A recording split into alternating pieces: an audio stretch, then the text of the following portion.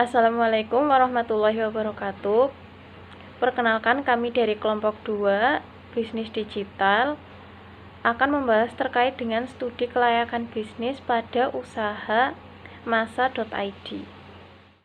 Adapun anggota dari kelompok 2 yaitu yang pertama ada Mbak Aprilia Nanda Ciptoningsih dengan NIM belakang 008, lalu ada Mbak Reza Ayu Kusuma dengan NIM belakang 021, kemudian ada Mbak Anissa Kumalaningrum dengan NIM belakang 207, lalu ada Mbak Marta Heidi Liana Rizkika dengan NIM belakang 229, dan yang terakhir ada saya sendiri, Siswi Putri Sulawartisari dengan NIM 237.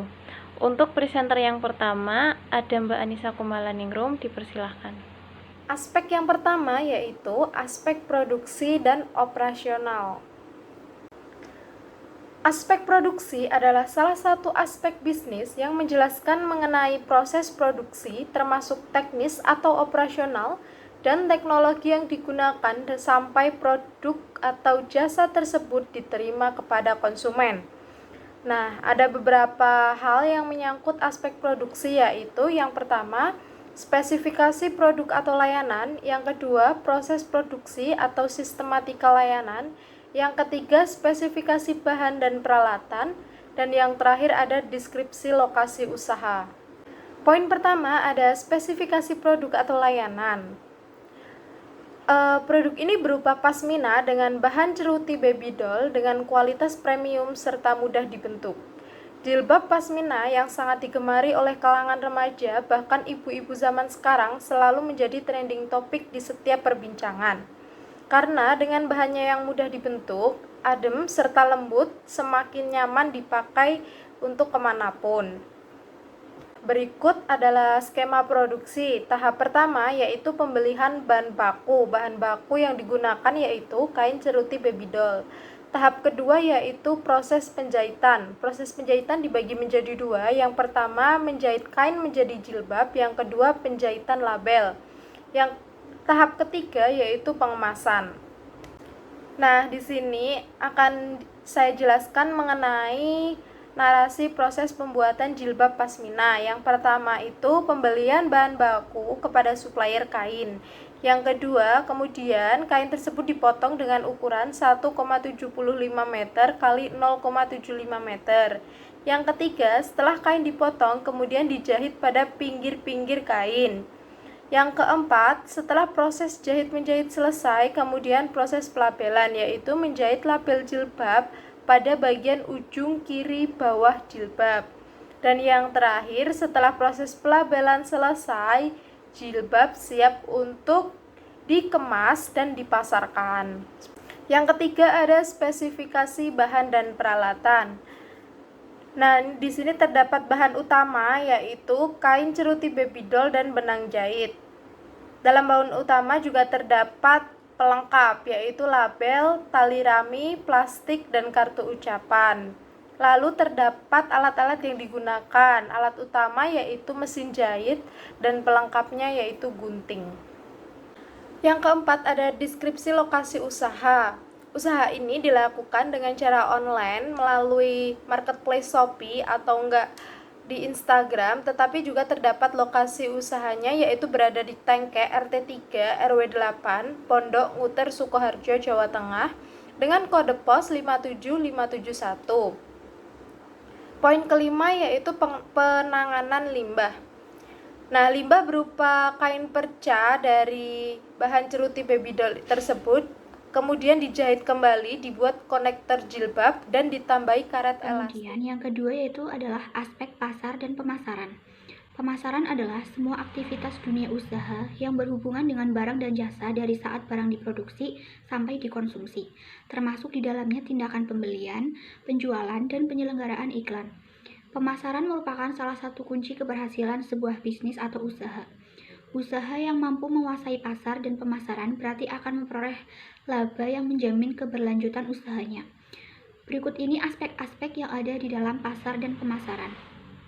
Yang pertama yaitu aspek pasar. Peluang pasar. Produk yang kami tawarkan berupa produk hijab pasmina ceruti baby doll. Saat ini, usaha jenis ini sedang digemari masyarakat luas, khususnya remaja. Karena orang Indonesia merupakan masyarakat yang suka mengikuti tren, maka hal ini merupakan peluang yang cukup bagus untuk dijalankan. Kemudian usaha dalam bidang ini di Indonesia sudah cukup banyak, akan tetapi produk kami memiliki inovasi tersendiri agar beda dengan yang lain. Produk kami asli buatan sendiri, mulai dari pemilihan bahan, penjahitan, hingga nama brand dari produk kami ini kami buat sendiri. Yang kedua yaitu aspek pemasaran. Pertama ada targeting. Target market adalah masyarakat yang berhijab dan berumur 17-45 tahun. Yang kedua, positioning. Kami ingin menciptakan image dan citra produk di benak konsumen sebagai salah satu pencetus usaha fashion dan mampu mengajak konsumen lebih peduli dengan fashion. Kemudian permasalahan yang teridentifikasi. Yang pertama yaitu banyaknya pesaing yang memproduksi hijab dengan bahan sama. Kedua, terkadang ada customer yang sudah aktif tetapi tidak dibeli. Kemudian yang ketiga yaitu bahan yang digunakan susah didapat. Untuk mendapatkan bahan tersebut harus menunggu lama dan lumayan mahal. Kemudian yang keempat yaitu saluran distribusi. Untuk saat ini, usaha kami belum memiliki saluran distribusi. Namun untuk kedepannya, kami berharap usaha kami berkembang pesat sehingga akan memiliki saluran distribusi agar lebih banyak pemasukan. Kemudian yang kelima yaitu promosi. Produk kami memiliki dua cara dalam promosi, yaitu yang pertama ada promosi online. Pemasaran dilakukan secara online menggunakan internet marketing yang mencangkup media sosial berupa WhatsApp dan Instagram. Selain itu, produk kami juga dijual melalui salah satu marketplace yaitu Shopee. Yang kedua, promosi offline. Kami juga melakukan pemasaran secara offline yang berlokasi di Tengkek RT 3 RW 8, Pondok Muter Sukoharjo. Pembeli bisa datang langsung ke alamat tersebut atau melakukan cash on delivery untuk yang berdomisili di sekitar wilayah tersebut. Aspek yang selanjutnya ada aspek organisasi dan manajemen. Yang pertama, deskripsi usaha. Nama brand dari usaha kami adalah masa.id. Selain mudah diingat, nama brand ini juga singkatan dari nama pemilik atau ownernya. Produk yang kami tawarkan itu berupa hijab pasmina seruti baby doll, di mana produk ini tuh asli buatan sendiri dari pemilihan bahan, penjahitan, hingga nama brandnya. Yang kedua ada struktur organisasi. Di bagian paling atas itu ada manajer atau kepala usaha, kemudian di bawahnya di garis sejajar itu ada bagian keuangan, bagian purchasing, bagian marketing, bagian gudang, dan bagian admin. Yang ketiga ada deskripsi usaha. Pertama dari manajer atau kepala usaha. Tanggung jawab dari manajer atau kepala usaha itu untuk membina dan memberikan pengarahan kepada para bawahannya. Tugas dan wewenangnya itu ada 4. Yang pertama, menjamin kualitas pelayanan konsumen dan kualitas para pekerja. Yang kedua, menciptakan, memastikan, dan meningkatkan keuntungan usaha. Yang ketiga, menjamin kualitas pengawasan internal agar para pekerja terkontrol. Yang keempat, menjamin produktivitas, kemampuan, motivasi, dan disiplin pegawai tinggi. Yang kedua, ada bagian keuangan. Di bagian keuangan ini tanggung jawabnya adalah menjaga dan mengatur keuangan dalam usaha. Tugas dan wewenangnya yang pertama itu menjamin efisiensi keuangan usaha. Yang kedua, melakukan pengaturan dan pengontrolan keuangan perusahaan. Yang tiga, melakukan penginputan semua transaksi keuangan ke dalam program. Yang keempat, melakukan pembayaran kepada supplier. Yang kelima, berhubungan dengan pihak internal maupun eksternal terkait dengan aktivitas keuangan perusahaan. Dan yang terakhir, membuat laporan mengenai aktivitas keuangan perusahaan. Selanjutnya ada bagian gudang. Tanggung jawab di bagian gudang ini memantau jumlah stok dan kualitas dari barang yang akan dijual. Tugas dan wewenang yang pertama itu bertanggung jawab atas bongkar muat barang.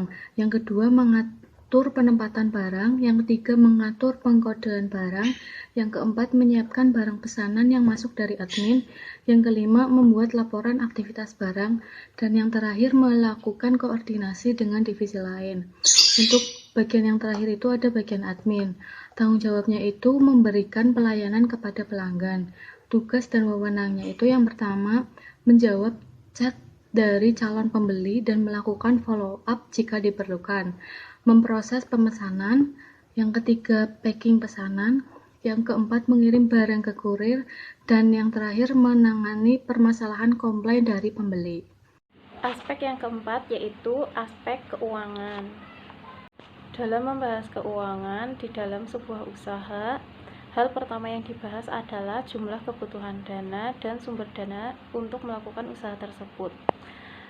Adapun dana yang dibutuhkan untuk usaha pada hijabmasa.id ini adalah sebesar Rp400.000, di mana dana tersebut didapatkan 100% dari modal pemilik itu sendiri menggunakan uang pribadinya. Hal kedua yang dibahas di dalam aspek keuangan sebuah usaha adalah alokasi sumber dana. Adapun alokasi sumber dana yang ada di hijabmasa.id ini adalah sebagai berikut.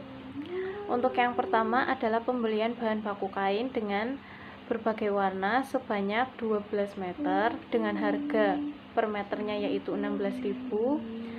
Lalu ada label merek yaitu sebanyak 1 slot dengan harga 65.000. Kemudian ada biaya jahit kain yaitu sebesar 24 pieces hijab, di mana satu pieces hijabnya itu dihargai dengan Rp4.000. Lalu kemudian ada tali rami sebanyak 1 gulung yaitu dengan harga 7.000. Kemudian ada lagi kartu ucapan yaitu sebanyak 1 pak, di mana harganya yaitu 10.000.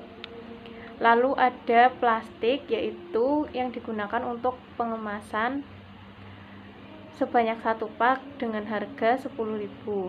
Lalu ada bensin untuk transportasi sebanyak 2 liter dengan harga per liternya yaitu 10.000, di mana jumlah dari keseluruhannya yaitu sebesar 400.000. Lalu yang ketiga ada harga pokok produksi dengan 1 meter kain bahan untuk pembuatan jilbab atau dengan panjang aslinya yaitu 1,5 meter seharga 16.000 dapat menghasilkan 2 jilbab pasmina dengan ukuran 175 cm dikali 75 cm. Dengan setiap hijab dikenakan biaya penjahitan sebesar 4.000 serta penempatan merek label pada jilbab yang kemudian dibeli sebanyak 200 pieces dengan harga 65.000. Nah, dari data tersebut dapat diketahui harga pokok hijab adalah sebesar Rp12.325. Kemudian ada laporan keuangan, di mana di sini laporan keuangan yang dibuat ada laporan keuangan laba rugi per 31 Mei 2021 dengan penjualan hijab sebesar 500.000, yaitu dengan harga jual yang diterapkan untuk setiap hijab adalah 25.000. Lalu untuk bulan Mei terdapat 24 pieces persediaan hijab dan terjual sebanyak 20 pieces. Jadi 500.000 itu didapatkan dari 25.000 dikali dengan 20 pieces. Transaksi yang dilakukan ada dengan sistem COD atau pengantaran langsung maupun order atau dikirim via jasa pengiriman JNT. Dengan laba pada bulan Mei yaitu sebesar 157.000. Kemudian untuk yang terakhir ada masalah yang teridentifikasi dalam aspek keuangan pada usaha masa.id ini, yaitu dikarenakan usaha masa.id ini termasuk usaha perorangan, perlu ditentukan juga untuk gaji tersendiri bagi owner atau bisa dengan menetapkan dividen yang diambil per bulan agar dapat dipisahkan mana yang menjadi pendapatan pribadi dan mana yang digunakan sebagai penambahan modal untuk pengembangan usaha di kemudian hari. Ya, untuk materi selanjutnya ada aspek sosial dan ekonomi. Materi berikutnya ada dampak sosial. Yang pertama, bagi individu dapat menjadi penggerak di lingkungan sekitar untuk berubah dari pertanian menjadi industri rumah tangga. Yang kedua, bagi industri terkait ada merangsang pertumbuhan dan perkembangan wilayah sekitar dengan adanya usaha konveksi hijab ini. Dan yang ketiga, bagi masyarakat luas. Yang pertama, meningkatkan kesejahteraan masyarakat terutama dengan adanya usaha di bidang fashion hijab pasmina. Yang kedua, masyarakat dapat bekerja sama untuk menyediakan bahan baku dan bahan pelengkap lainnya. Yang ketiga, membawa perubahan sosial, gaya hidup, budaya, dan struktur sosial lainnya di lingkungan tempat tinggal sekitar.